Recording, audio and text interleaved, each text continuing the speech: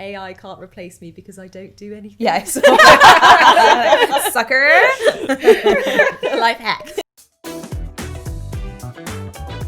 Welcome to the Sheer Lax Team podcast with me, Charlotte Collins. This week I'm joined by Sherri Andrew, Harriet Russell and Polly Sayer. Hi everyone. Hello. We've just been having deep shoe chats. Deep shoe debates. Polly, you finally switched out. You've given up on the Hermes chic. Yeah, maybe it's a sign of age, but I have decided that I'm just not about that uncomfy life anymore. My Hermes sandals, just every time I think I'm about to break them in, they give me pain again. And a photo came up on my Discover page on Instagram of a girl with lovely tan feet and orange nails and a pair of Birks.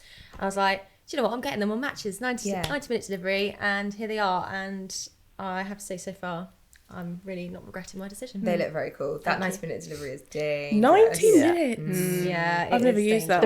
It used to be a lot more affordable though to do that. They have put the price up. I don't know which way is better because, like, I guess if you're buying something quite affordable, like a pair of Birkenstocks, you could just think like, well, it's all quite affordable anyway. Or arguably, then if you're buying something quite expensive, you're like, well, what's 20 quid? Like, yeah, I think I get you more both like that. ways. It's like a percentage of the retail price. Yeah, to you're me. like, So I'm like, I'm paying like 20% on top. I know. No, it is a bit of an extravagance, but I was feeling lazy yesterday and like I just really don't like shopping like in IRL on the weekends. It's too hectic and I get stressed. Too much, yeah. So it's just such a luxury. We're so spoiled now. I was talking to someone about this like yesterday. I was just like, God, like what a time to be alive. Yeah. Where you can get minute shoes. literally get some shoes in 90 minutes. I know. What a dream. That same day delivery. Oh yeah. Strikes again. I wonder where we go from here because in 20 years this will seem archaic.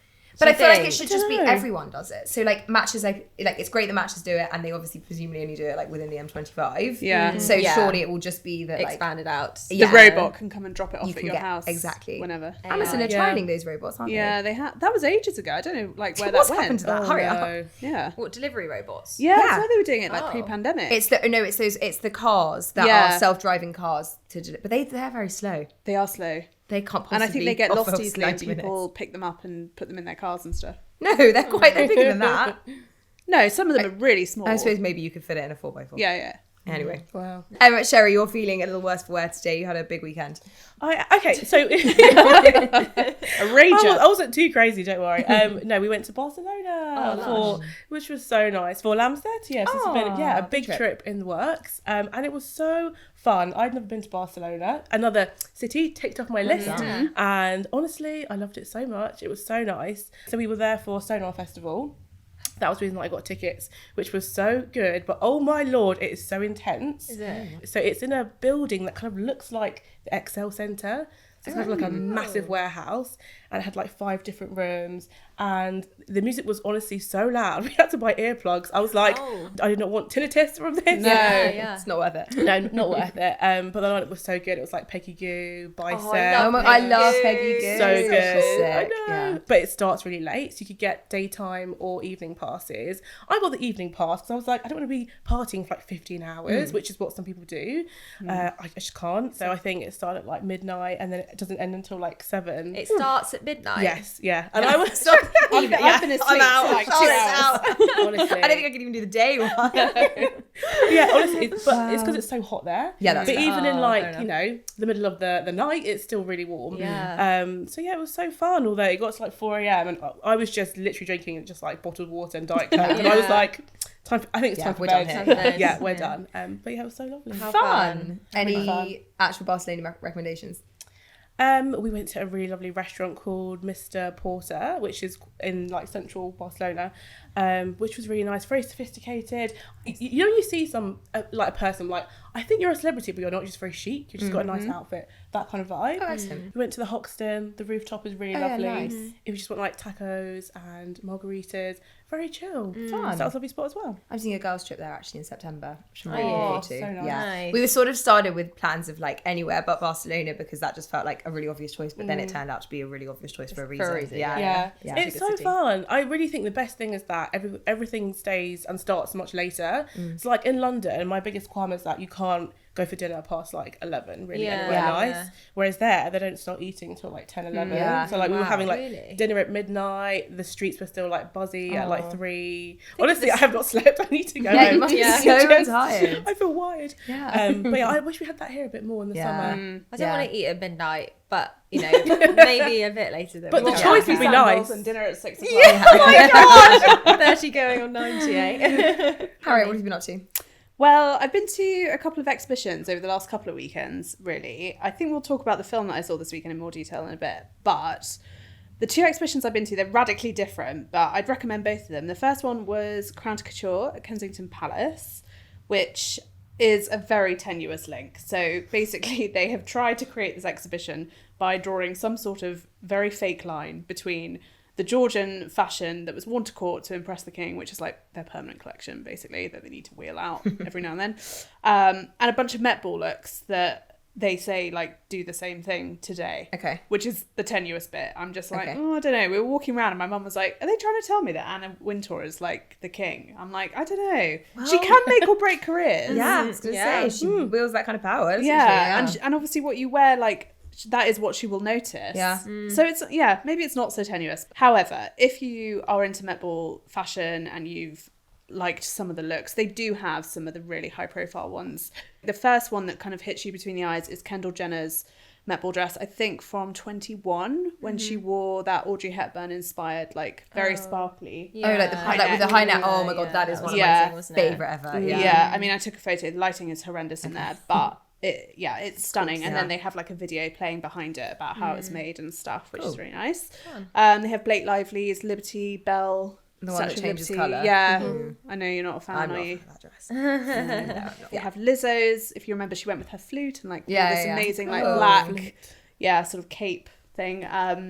So that's amazing. They have Tom Ford looks in there, and then they've also got a bunch of other more like low-key red carpet looks that they've grouped by stylists. So Kate Young has a whole like corner to herself, which is really nice. It's got like Michelle Williams looks in there and stuff.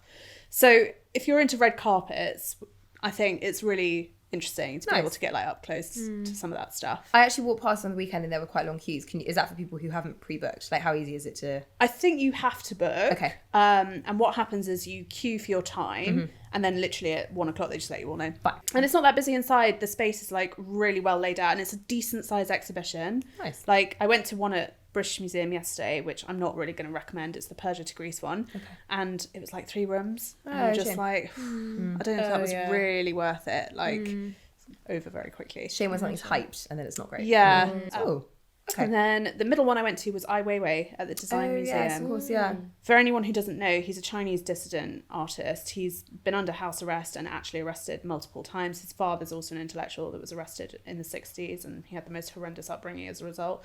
But his new show, well, it's kind of a collective of some of his oldest work, and then there's a couple of new things in there too. And it's only 1 room, which again makes it sound like bad value, but actually there's so much in there, and they've just curated it in the best way. They give you these guides as you go in that literally like take you through the whole thing. So you just have to read and like go around.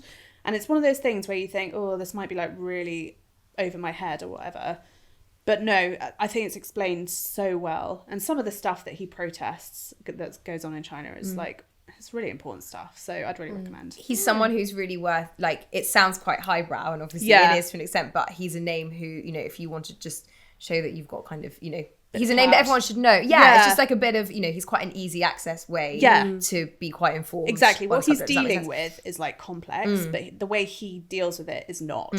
And also, I've never been to the Design Museum before. It's No, so I haven't underrated. either. No. Oh, it's probably I think my favourite. Really? Yeah. Really? Just for a wonder, even. Just for a wonder. And also I feel like in the last couple of years, the exhibitions have been like my favourite ones that I've been to. Yeah. What have you seen? Anything springs to mind? The Amy Winehouse one. Oh, that was yeah. incredible. They had a really cool one on Korean fashion. The space itself is just cool. Like, there's a really nice coffee cool. shop, really nice shop for like if you're looking for sold. like interesting gifts. Well, it's on High Street Kensington as well, exactly. so it's like really central. Yeah. Like, there's other stuff to do around there. Nice. Really cool. Good Rex, thanks. Did you go on? Tell us about the film you saw. So the film I saw was The Little Mermaid. Yeah. Live action. Yeah. I used to love that as a kid. So Well, I'm that was What, So- The Little Mermaid specifically? Yeah, I was obsessed with it. Oh, really? So I'm Me keen too. to see Which it. is why I was like, I think I'm going to go. So I'd seen a review online, like video review, and I was like, okay, I'm going to go because the person in it really recommended it. So for people who aren't aware, the live action has been updated and they have cast Halle Bailey, who is black, to play Ariel. And that has caused quite a lot of split opinion online, sadly. The reviews that were coming out were overwhelmingly negative from a lot of like IMDb and Rotten Tomatoes and all of those kind of sites. The ratings were just absolutely plummeting and no one could really explain why. And basically IMDb, there was an article in The Guardian that I've got here. Here's one you made earlier. Here's one I made earlier. Just because some of the figures I think are important to get right, which is IMDb had to release a statement saying that it was changing its rating system to mitigate trolling of the film, which has been the target of racism since Halle Berry was announced as Ariel. Apparently 43,000 reviews on its site were found out to be from bots. Really? Oh, wow. Yeah, so it says here it was awarded 39% one-star ratings. Wow. And yet The Guardian, the article where the article appeared, they did sort of broader research and they aggregated reviews from like all the broadsheets, like all sorts of sources all across the internet. Proper, legit reviews, yeah. And they found an average rating of 7 stars out of 10. So the fact that IMDb had 40% of 1 star, they were like, that's a problem. I'm sorry, who's paying these bots? Who's like activating the bots? They don't say in here, they don't say where the bots have come from, but, you know, the implication, they say here, The Little Mermaid has been the target of racism since it was announced, blah, blah, blah. And basically footage of the film, there was, I don't know if you guys remember, they released, I'm going to say a trailer, but it was more like a clip of Part of Your World, which is obviously like it gives me banner goosebumps song. just thinking about it because I know what you're going to say. It's so cute. Yeah, and she's sitting on the rock and she's looking Yeah. up to the surface, and obviously it's a very different look for Little Mermaid that people are perhaps used to, but that doesn't make it a bad thing. But Sorry, I thought where you were going was all the videos that went viral when that was released of Of the- all yeah, the of all the little girls who were thousands, and like- it keeps yeah. coming off my TV. Oh my screen. God. All these little girls who are black saying, "Oh my God," she's and like genuinely really reacting to it, right? Yeah. Like how important that. I mean, my favorite criticism of the criticism is she's a fucking mermaid. Like you know, people were busy exactly. saying like, Yeah. "Oh, and it's not real and it's not authentic." Yeah, It's I just so- cannot with people who get so wound It's up like by those details. It's like in the Lord of the Rings remake on Amazon. Like that's a very diverse cast. People are like, there wouldn't have been black people in Middle Earth. Sorry, Middle Earth isn't real. It's Little Mermaid. It's fiction. They're all It's talking ridiculous. fish. They're all talking fish. Exactly. It's like, and we're making light of it. It is it's a awful. disgrace. it's a disgrace because I went to see it, I loved it. I came back to my family. I went to see it on my own because no one else wanted to go with me. I don't know. Harriet. Next time. Yeah, next time. I actually love going to the cinema on my own. I'm like, it's 2 me hours too. when no one can get to Yeah. me. But you know what was so sweet as well is it was full of kids and they are just loving life. Yeah. There's this one bit where Prince Eric, who gets an original song written by Lin-Manuel Miranda, I know, he's like on the boat, like swinging ropes and like swinging from things as he's singing. And this little girl in front of me had her hands on the chair in front and she's like, like absolutely Really going loving for it. it. Yeah. And I was just like, this is so joyful. Yeah. Like, how are people determined to bring it down? Her singing is unreal. She's Yeah. amazing. She's amazing. Yeah. She's so pretty. She's so so sweet talented. and Yeah. innocent, and her acting is impeccable. She Yeah. carries the whole thing. And also the point, you know, as we said, it's a kids' film, and you know, it's only horrible adults who are seeing Yeah. the race in it. It's so much more than, well, who cares what colour she is? It's so important that she's black, right? Like Exactly. that's It- huge. it's so weird, yeah. isn't it? Because it's so important and so irrelevant at the same exactly, time. exactly. Anyway, it was Anyway, good. it was so Oh, good. I'd really I can't wait to recommend see if it. you're into Okay. Disney. I don't know how people feel about like their Disney films being live actioned. Yeah, that's have a you different seen debate as well. the others? Like Yes, any of the other I love live the live Yeah, action. some- On the whole, they're pretty good. Yeah, I like Yeah. Jungle Book is the one that sticks out to me. Oh, I I didn't see that amazing. one. Yeah, that loved was that really one. good. And than Beauty the and the original. Beast. Yeah, Yes, that Cinderella was was also like, good. wasn't Beauty and the Beast the highest grossing? It's one of the highest grossing films of all time. Really? isn't it? Wow. Well, I saw it 3 times in the cinema, so Did you? that's I loved it actually. Sherry's the one Wow. funding that film. So I have to say, I actually am not that okay with it. I think, if anything, The Little Mermaid is the best example of it because I understand updating things so they do feel more reflective of a modern world and more inclusive. That makes sense to me. Yeah. But remaking like Beauty and the Beast with Emma Watson instead of a cartoon, like give a shit. It's the same. Like, I don't really get that. side of it personally. I don't really. I can't. Yeah, I'm but not the music is different. Like Lin-Manuel. There are only 2 original songs out of like 10, Okay. and one of them is Warning. It's a rap. Oh, Because it's who Lin-Manuel. raps? Oh, okay. You know, he's doing his Doesn't he Hamilton. play the Sebastian? No, that's no. David It's David Diggs. Diggs. Oh, sorry. Who's sorry. from Hamilton. Oh, People okay. will know him as Thomas Jefferson. He was and almost stuff. his Oh, voice, okay. like he was born to play that crap. Like Yeah. he's just got the most distinctive voice. It's amazing. Yeah, Flounder and Scuttle, I think they've also attracted a fair amount of controversy, not because of the actors playing them, it's Awkwafina playing Scuttle. And I love Awkwafina, Yeah, I'm she's obsessed awesome. with her, so I think it works. But Lin-Manuel has given her a rap that Sebastian kind of like chimes in on. And the reasoning seems to be, let's just make Awkwafina talk really fast. Okay. Well, she's cool. I mean, She is cool. But sorry, the criticism of the fish was that the fish was a really Frightening. unattractive, like scary Oh, yeah, fish, like right? Yeah. Javier Bardem plays King Triton. He's Excellent so casting. good. That's very good casting. He's so amazing.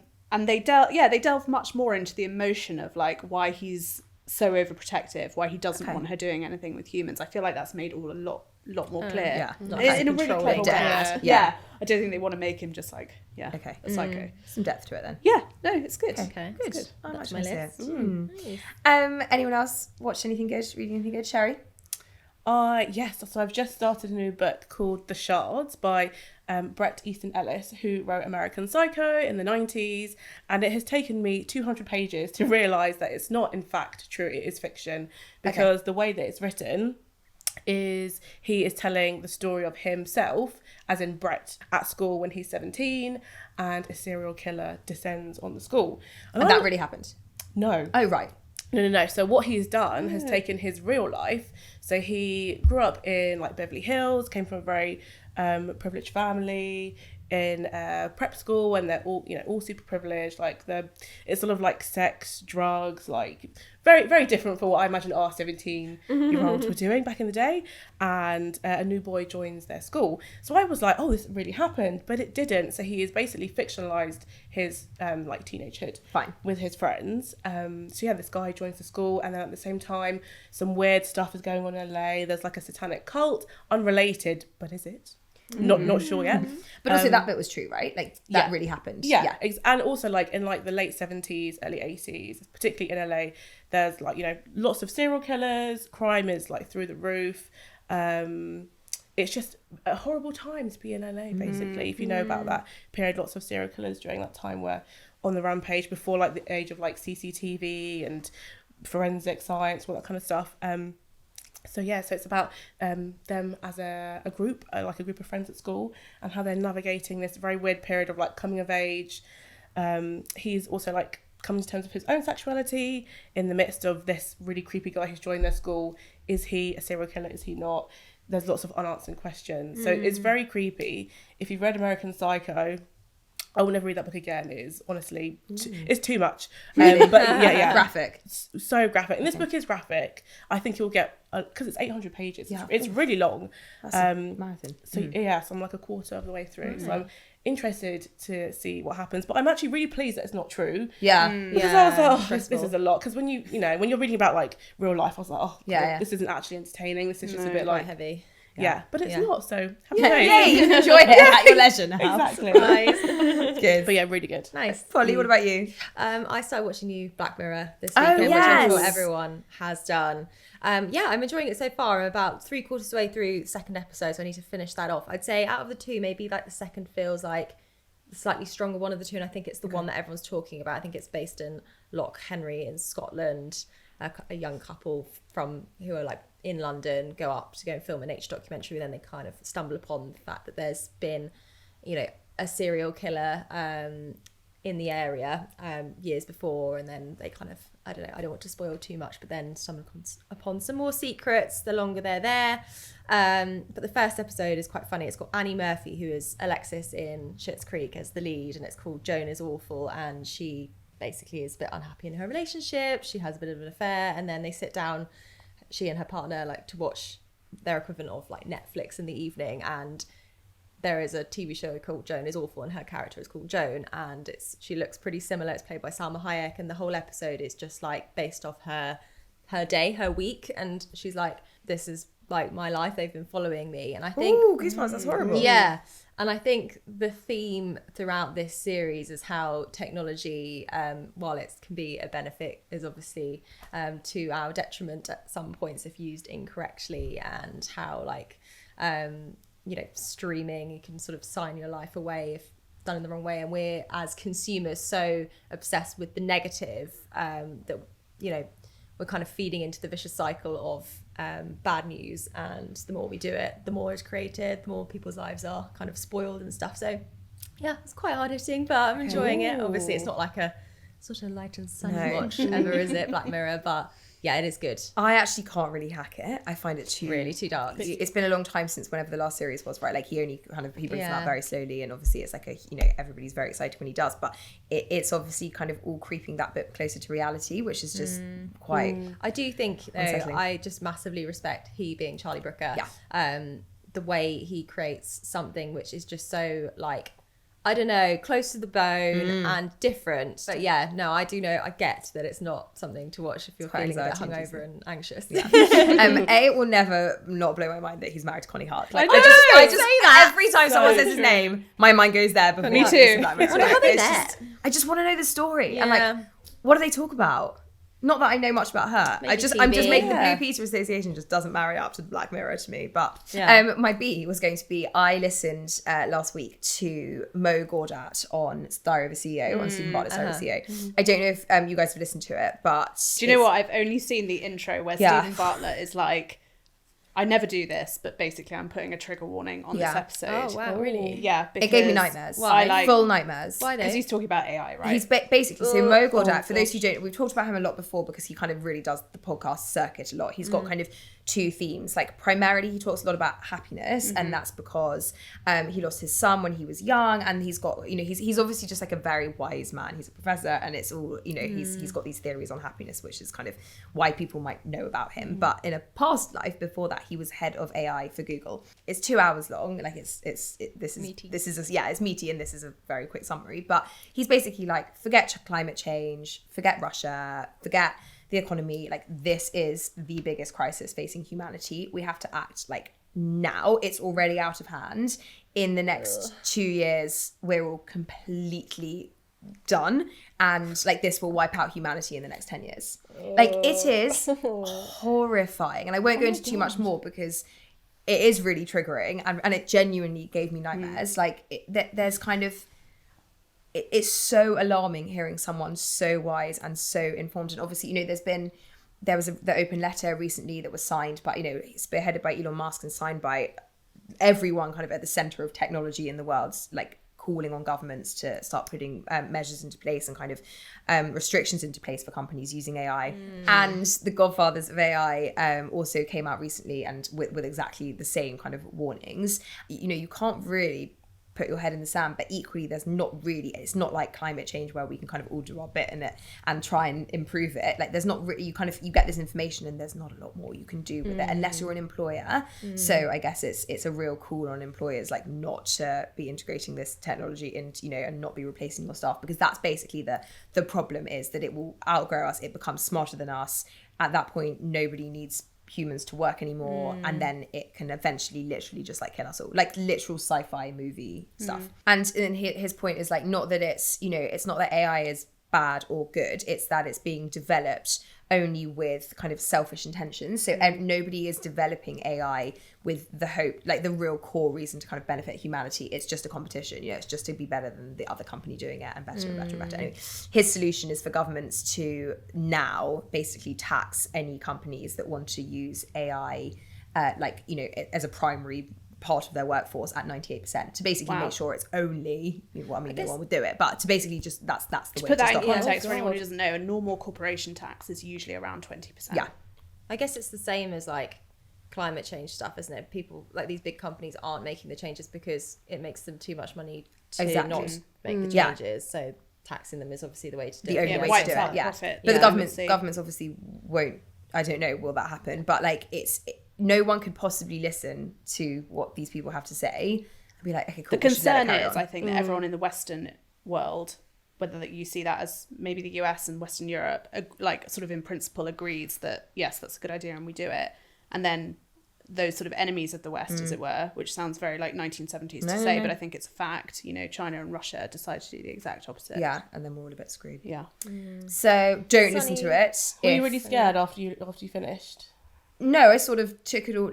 My brain works. It's like, oh, that's interesting, and then just tortures me in the night. So, so the way I digest things. Stephen Bartlett says, crazy he says in the nightmares. it's not just like a thing that flashes up on the screen, trigger warning. He goes into like quite a lot of detail about. I really wrestled with whether or not to publish this episode.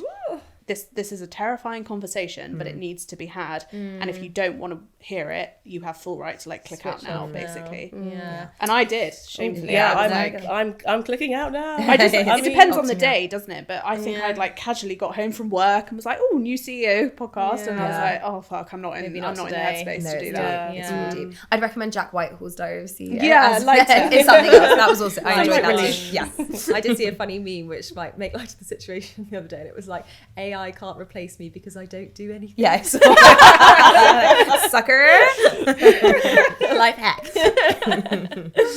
Sorry, is anyone watching Love Island this season? Like, I don't think anyone is. No, are you? No, I'm not. And lots of people have asked me, because I've been a dedicated fan for the last however many years. So lots of people have asked me like, oh, are you watching Love Island? And I say, no, I just think I've outgrown it. Yeah, I feel the same. And that's not to say I I'm agree. older. I just think the format, like all of us have outgrown the tired format. Yeah. All the challenges are the same. I'm Like, bored of like attention-seeking children trying to just have Be influenced. the contestants are basically. so wise to it now. They know what's coming. Yeah. They know what to get upset about and what not. Yeah. I think it's time. Oh, it's either time for the Yeah. can, or it's like they've got to I totally know. reinvent the actual wheel. like We stuff. were talking last week about who was in what series, and it was like, where did Chris and Kem, like what series was they were series season 3. Yeah, But season then- 3 was elite. Yeah, it was. On wasn't it? I think that was the best. golden age. That was the first season. I And they watched. just sat and chain was so smoked good. Yeah. all day, and like, Yeah. oh my god, it was And It was they Chris, fought, it they was Chris and screamed. Olivia like Yeah. constantly going back and forth. Olivia, I was I'd go as obsessed, far as to say she's the best contestant Yeah, I ever. would.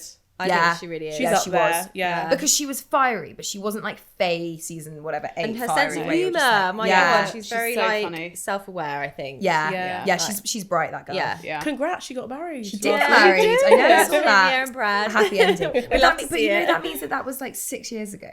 I know. This is season 10. But Yeah. no, hang on, with 2 winter ones included. So what does that make it? 5 years ago. Maybe.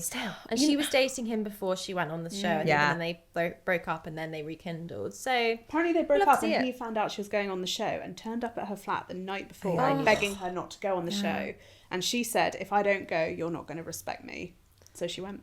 Yeah. and it's true, Look at them maybe. now. I was like mildly in love with Chris. Like I Yeah, think I I was at actually the had time. feelings. Like they were Sorry, genuine what? feelings for Chris. No, Yes. shut up. I Yes. think he is Stop. the single most embarrassing man in the UK. Oh, do you? Honestly, That's no, he's not Chris. lovely. He's not lovely. Oh, No, I think there's Jessie. quite sinister behaviour. Mostly when he was with Oh, Jessie. do you think? Yeah, dark energy. Oh, okay. Well, he's not for everyone. That's No, just my cup of sorry. tea. Yeah. He's very boy band pretty. Like that's my kind of. At the that's my time, vibe. I was obsessed At with the them time, as a at the time. couple. Yeah. Yeah. I was really rooting for them. Yeah, ditto. And then Molly May. I mean, there's been so many good seasons. God, yeah. Molly May Yeah. and Tommy. And And then Baby Baby. Badby wouldn't be Bam here would without be that here. show. And the Danny Dyer season, that was so good. that Like was those good. seasons were like Jack and Danny, I mean, R.I.P. Yeah. They were a good couple. They were. weren't They were a good couple. they lasted about 3 weeks, didn't they? No, I think a bit A longer. while. But like, A I little remember while, being but- a bit gutted that they did break up because I thought they were the real deal. Yeah, I did.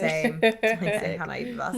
Oh, the one that intrigues me is Millie and Liam, because they they're back obviously together now. Yeah, exactly. They had rough time on the Yeah, show, yeah. but made it. Yeah. Made and it. won. And they Then seemed they quite broke up genuine. pretty 6 months later Yeah. after, which was not great. I reckon he just got loads of attention from birds, and he was like young, and he probably Yeah. just I reckon wanted- he's she did really too. young. Yeah. I reckon Oh, she he's was like just 21. Like, Yeah. I reckon I can do better than Yeah. a bricklayer from Wales. But turns out you can't. No. They're in Happy love. couple. They're in love, guys. Also, Faye and Teddy split up, which also makes me really sad. They I stayed like together that. quite a long They did, time. they really did, I yeah. think Weren't I they? think there was genuine feeling there. She, I don't know if you've ever stalked her, but I know this was like a thing on the show, but she she fosters dogs Guide whilst they're dogs, being yeah. whilst they're being trained to be guide dogs. Like she is like really. I know. She I think obviously she's relates quite a to genuine dogs. person. Yeah, I know. Anyway, I like her a lot. Anyway, speaking of TV, you had a fun experience last week. I did. Well, Tell fun, I don't know if that's Okay, the word. fine, maybe not fun. Interesting. Fun result. Interesting. Tell everyone what you did. I interviewed the cast of And Just Like That.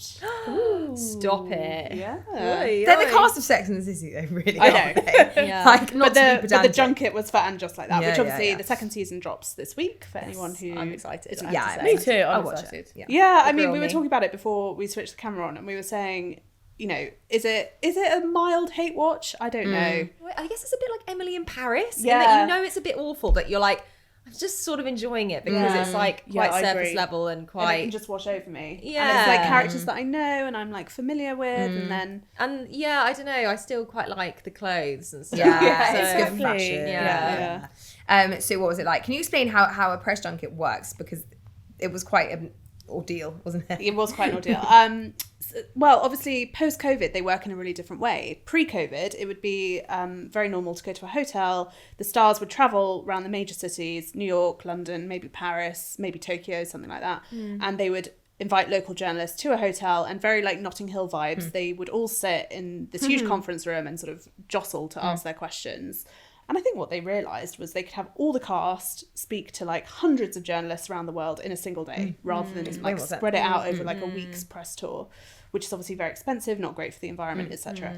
So now it continues to work over Zoom. The annoying thing is all done on New York time, obviously. So not so bad for me. I was here till 8:30 at night. More on that in a minute. But, you know, some of these journalists are in like the Philippines and Australia, and you're just like, at one point I googled it because I was like, I saw this girl from Australia and I was like, what is the time there? It's 4:30 in the morning. Suppose you make Oh it my work God. if you want the interview time. Yeah. don't you? Yeah, and that was at the Dedication. end of the junket, so she'd had to start at 11 p.m. her time. Oh my God, grim. And they told us the junket was 5.5 hours, and I was thinking, that can't, like, it's not going to take 5.5 hours. So you go into like this huge holding space on Zoom, and you can just see all these journalists like filtering into this holding area, and then someone from HBO comes in and they're like, okay, hi guys, nice to meet everyone.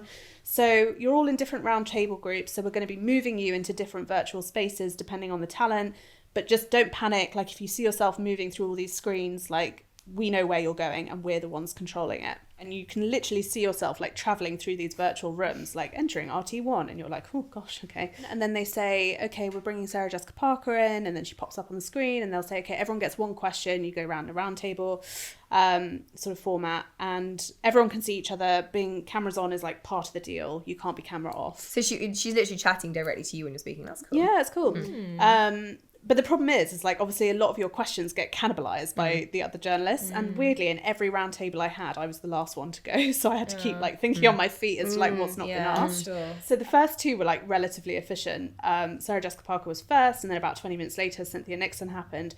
And then I had to wait 4.5 hours for Kristen Davis. That is awful. But why so long? Was she Because she was in other round tables. Oh my God. So I all of see. those other ones were happening, and like RT1 wasn't getting its turn. Oh, So all of us RT1. from RT1 are like sitting in this like virtual holding area, and it gets to about 7 o'clock, and I'm thinking something's gone wrong. Like, oh, this is not good. Anyways, literally at that moment, someone from HBO popped in, and they were like, okay, so Kristen will be with us in like 15 minutes. I was like, whew. Hope the answers were good. Yeah, who was the most Yeah. interesting? Yeah. I actually think Michael Patrick King was the most Oh yes, interesting. the news Was to he? him. Yeah. Yeah, so he happened the next day. And it's funny because you have to, in your head, I think each interview is 20 minutes in total. So if you've got 3 20 minutes, you're probably looking at 4 hours. And if you've got 1 20 minutes, you're looking at 2 hours, which is what it took to get Michael Patrick King.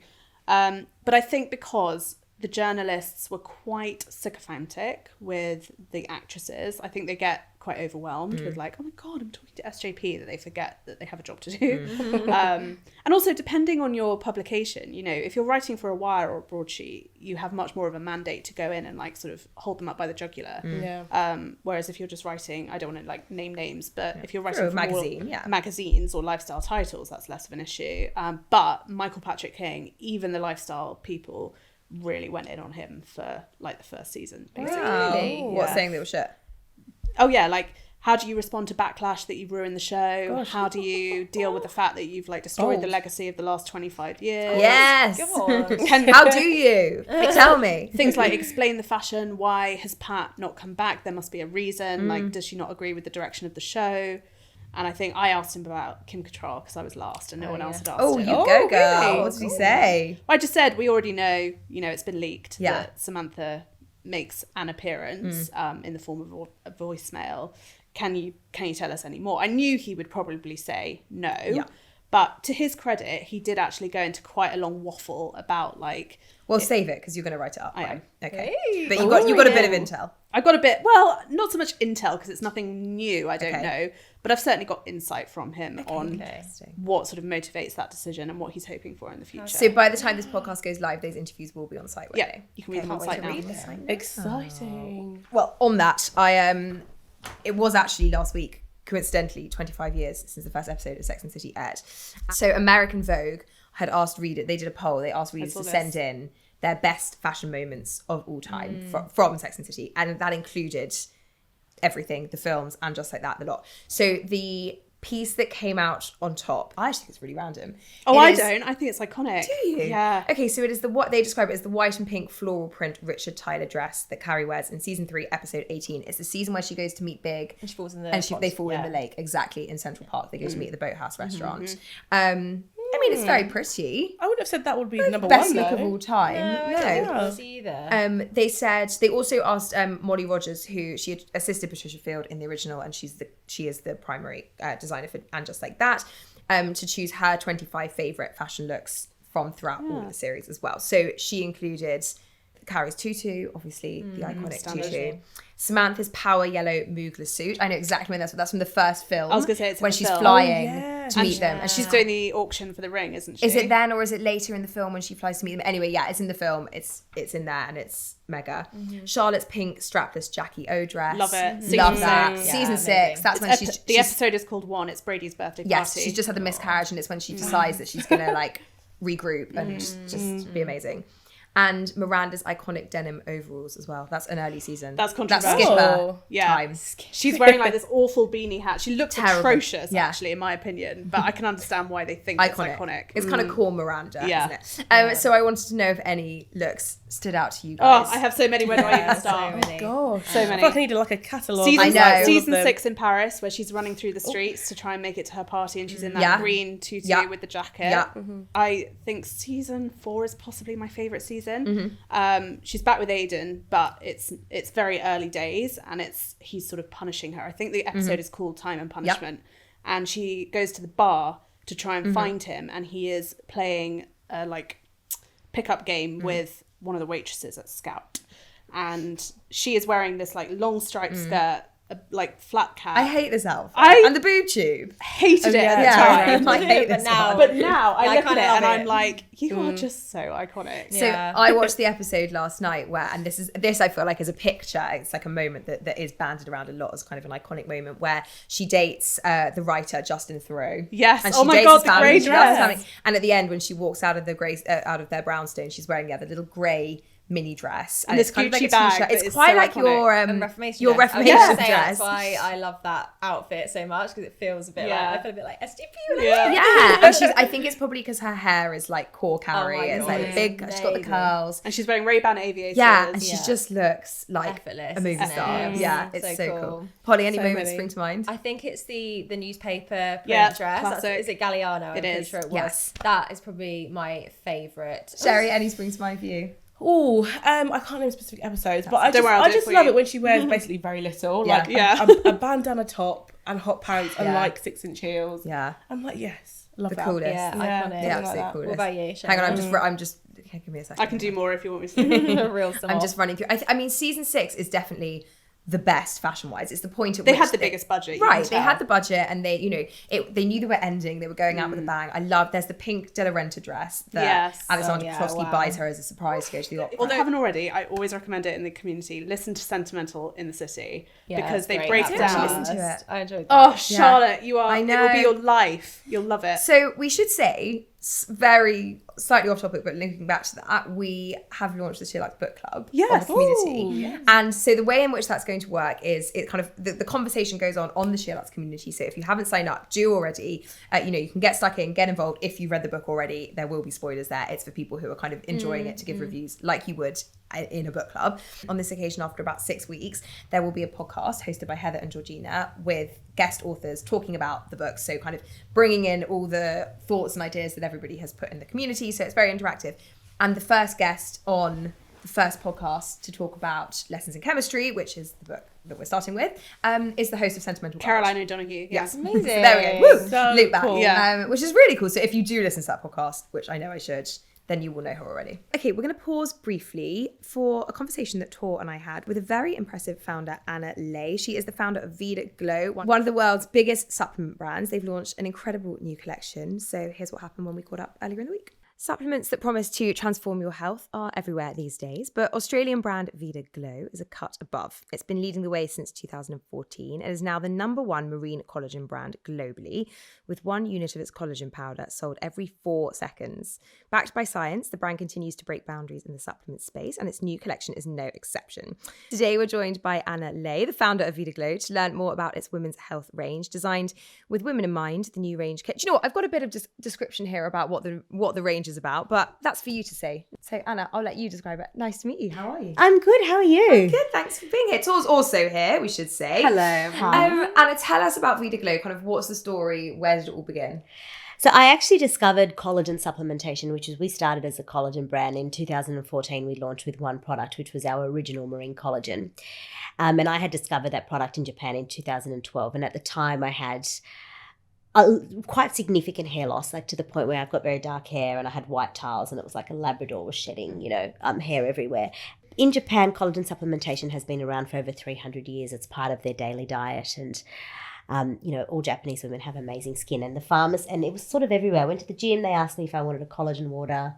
I went to a restaurant, they asked if I wanted my soup infused with collagen, and I thought collagen was Botox, so I was like, sure, I'll have some collagen in my soup.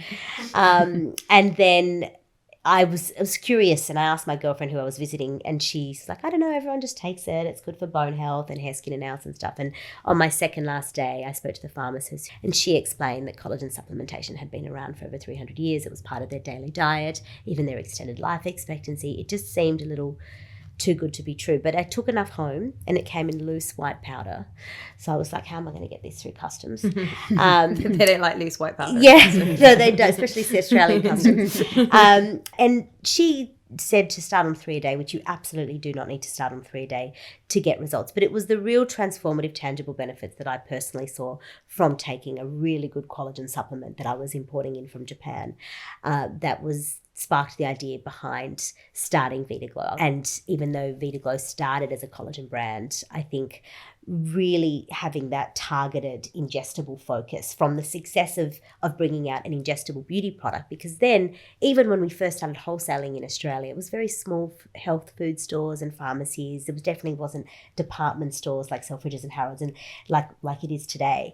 And I guess the awareness and the growth of the category has exploded because it really does work. We've spent over $1 million a year on clinical studies and research, and we will not bring a product to market unless it's substantiated by quite robust clinical trials. So I think for me, that's sort of the passion project. And now with collagen being a beauty supplement, we branched out into our advanced repair, which is, pigmentation, hair loss, acne. And now with the launch of Women's Health is really, as I've grown as a woman, become my passion point, really. So what are those supplements? What's in the collection? What's in that new range? So the new range is 4. So we have our Women's Multi 360, which is a multivitamin for immunity, general well-being and health, stress, and a Prenatal Plus, which is a real passion point of mine because I've just given birth to my 4th baby, and Gut Pro, which really is, we just looked at what the 4 main concerns were for women's health, and it was really bloating and digestion, stress, trying to conceive and pre-pregnancy as well as pregnancy, and then a general well-being and immunity product. And there's a great quote by Dr. Stacey Sims that says that women are not small men, because up until only about 4 years ago, women's health was considered niche, and it was only in 1993, just 30 years ago, that legislation was passed to make research into women's health mandatory. And, so many health supplements, because people will often say, did you see a gap in the market? No, I didn't see a gap in the market. I think the supplement space is so cluttered, and there's so many of them. But women are not small men, and she's right in that, because a lot of what we see in supplementation is actually products that are designed for men And so women are not getting the right doses, or too much of one dose and not enough of another. For example, with the prenatal, which was probably what started this passion of bringing out women's health, that was something that was very close to my heart, because I wanted something with iron, but it was low constipating iron, active and non-active folate, so folate that women could actually absorb, a vegan DHA, so for maternal and fetal development as well, having 1 capsule a day, because in my experience of taking prenatals, they're this big, they taste gross, they're fishy, you have to take 3 a day, you're already feeling so, like getting anything down is hard, let alone getting, these huge capsules down. And then having that B6 and anti-nausea aspect into our prenatal was also hugely important to support women that were not only pregnant, but in those trying to conceive, because really you should be considering your preconception 3 to 6 months out. It takes 3 months to optimize your egg cycle. And if you're thinking about getting pregnant, you should start taking prenatal at least 3 months at before, least right? 3 months, and if you can 6 months beforehand is ideal. And just making it really manageable for women, not having to be like, you need to take a prenatal plus an iron plus, like for me at the time it was like, progesterone is so high in those early months of pregnancies, there's no way I could take an iron supplement, because women are so constipated as it is in those early months of pregnancy. I mean, stress is obviously hugely relevant, especially in this post-pandemic era for women. So, having a supplement that's in a burstlet, that's really sensorial and clinically studied. So within 6 weeks, improving anxiety by 39%. That's huge. Because tell me, that's got some amazing ingredient in it, hasn't it? Yes, the stress formula. Yes, Sorenzo, which is the clinically studied ingredient. Our multi is a 2-in-1 capsule, so it's a soft gel capsule. So you've got both a multivitamin and a fish oil in one, once a day. And then the Gut Pro is a really interesting one, because I think often people look at taking a probiotic, and we understand now how important our microbiome and our gut health is. With Clear, for example, we have a probiotic for the skin gut access, whereas with our Gut Pro, it's really for bloating, digestion and intimate health, so vaginal pH levels, which is really specific to women's health. And this is just the beginning of the range going forward. Aside from the current 4 that we have, we're looking at perimenopause, menopause and postpartum, which is a huge passion project of mine, is actually women's health in postpartum. Yeah, I feel there's been a lot of chat recently about the 4th trimester, and I feel it's only the start of this conversation. And they say even when you're pregnant and you're building up, you're eating all this food and you're building up your stores, it's actually more for after having the baby as opposed to being pregnant, because your body is so depleted. Like, it's for you, not the baby.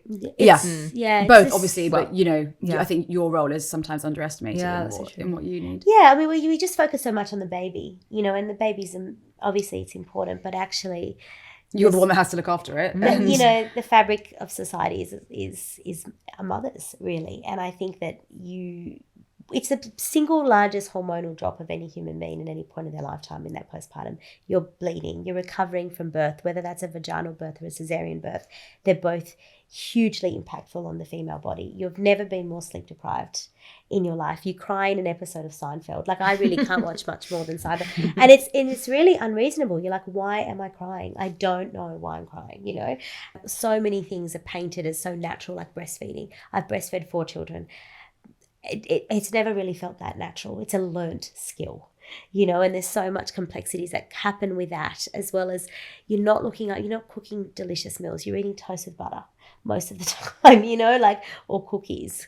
So I'm really passionate about just women's health in general, and how underserved, under-researched this space has always been, and in a lot of ways continue to be. And so we really need to break that. And we've partnered with the Lady Garden Foundation, which is a UK charity, which focuses on the 5 gynecological cancers that affect women.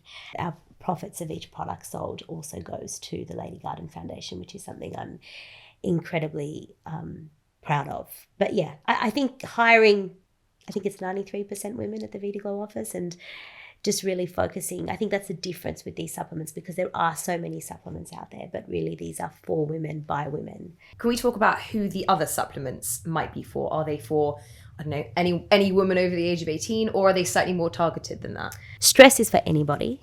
at any time, who doesn't want to feel calmer.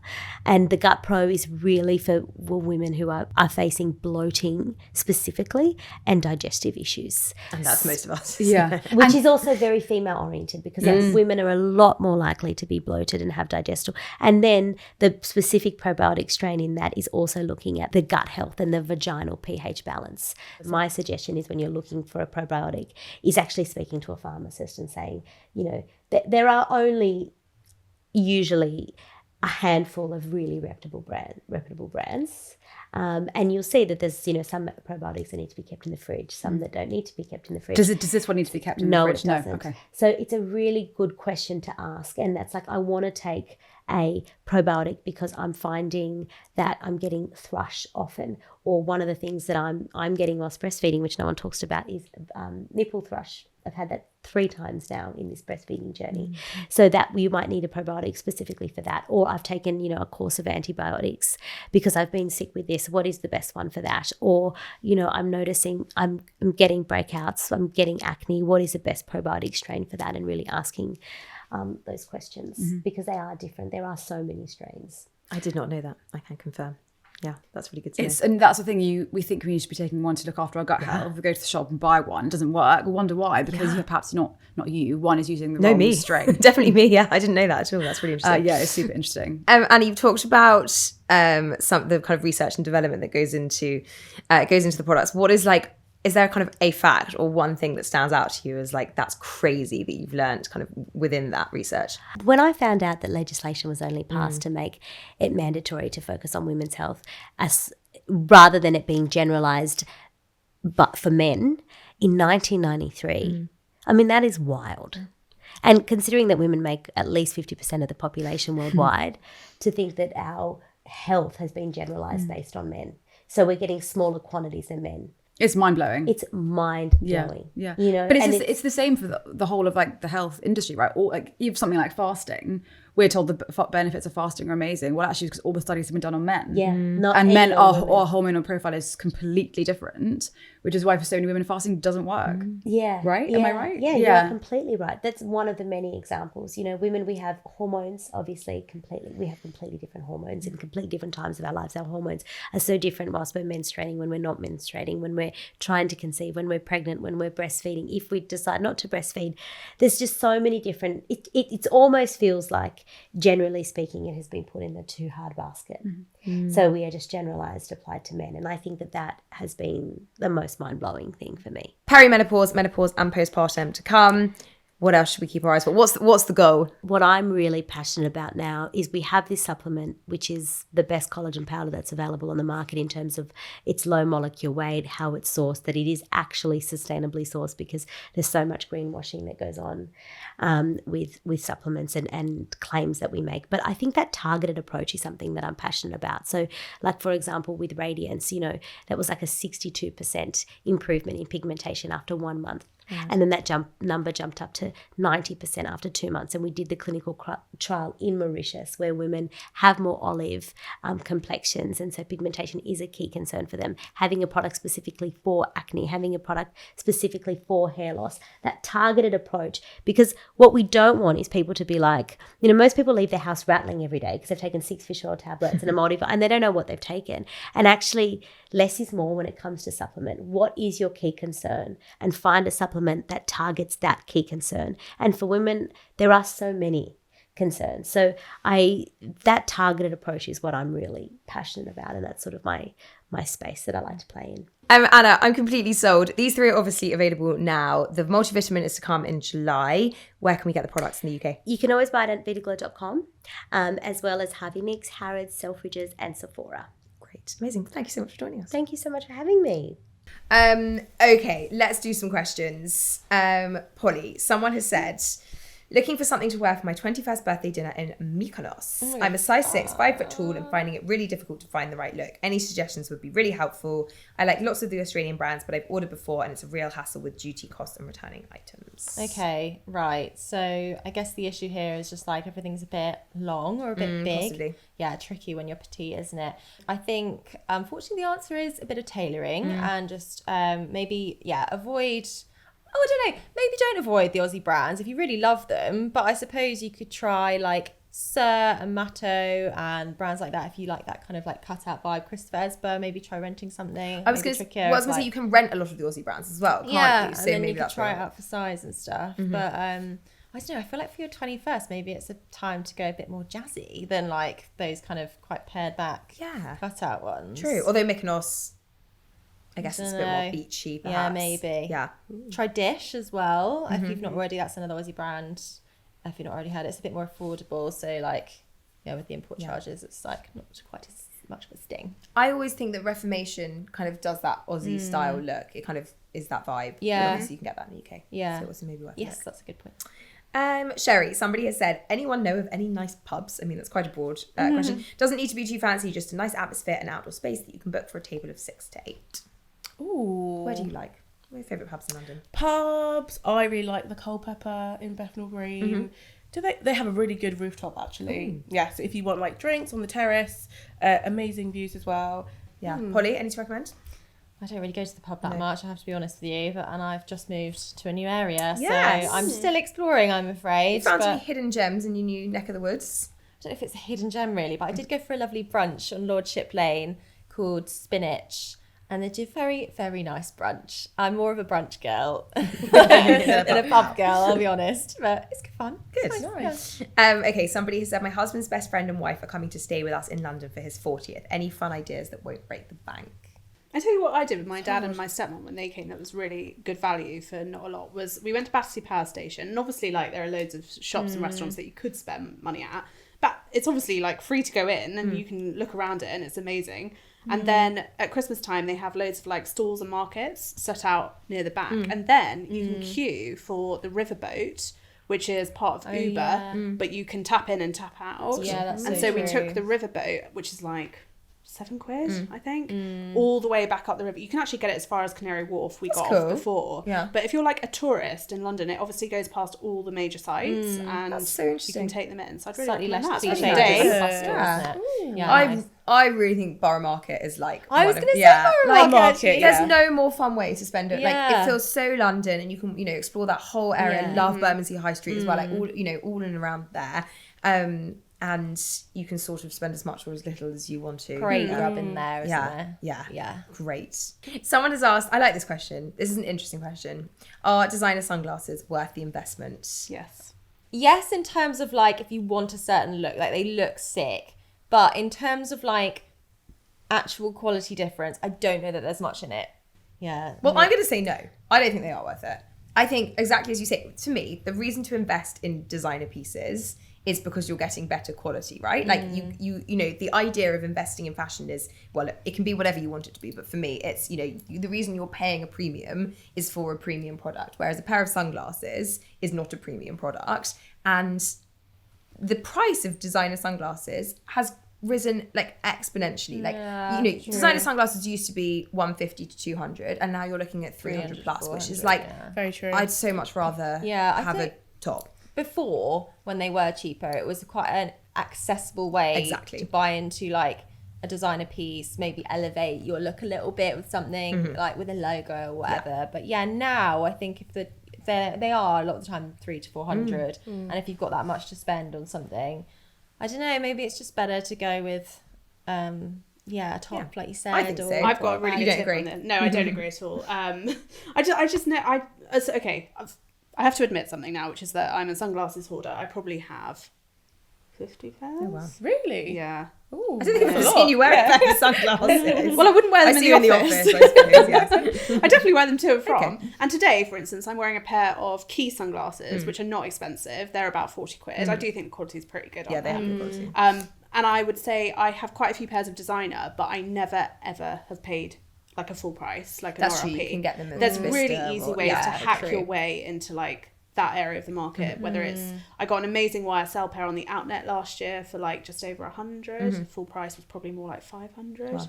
And then my best tip of all time is towards the end of summer at TK Maxx, not in the store, online, go and see what they're selling off. Last year I think I got about 6 pairs of Victoria Beckham sunglasses for like 30 quid each. Oh wow, That's okay. so good. Yeah. That's good to know. Interesting. I suppose, But yeah, they do if you all can sorts pay- of brands. Like they'll do the whole range. They've got loads of Loewe ones on there at the moment. No way. Yep. I'm a bit like you. I love sunglasses, and I also think that's why I can have more the more affordable ones I buy.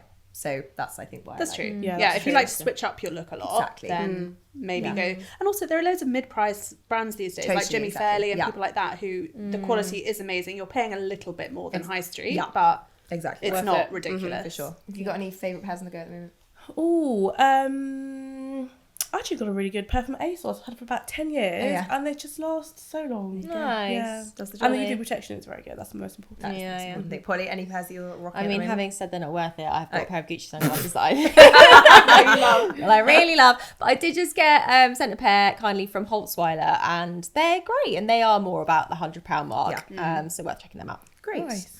All right, I think we'll leave it there. Thank you so much, everyone. Thank you for listening. If you have any feedback at all, please do email podcast@sherlock's.com. We love hearing from you.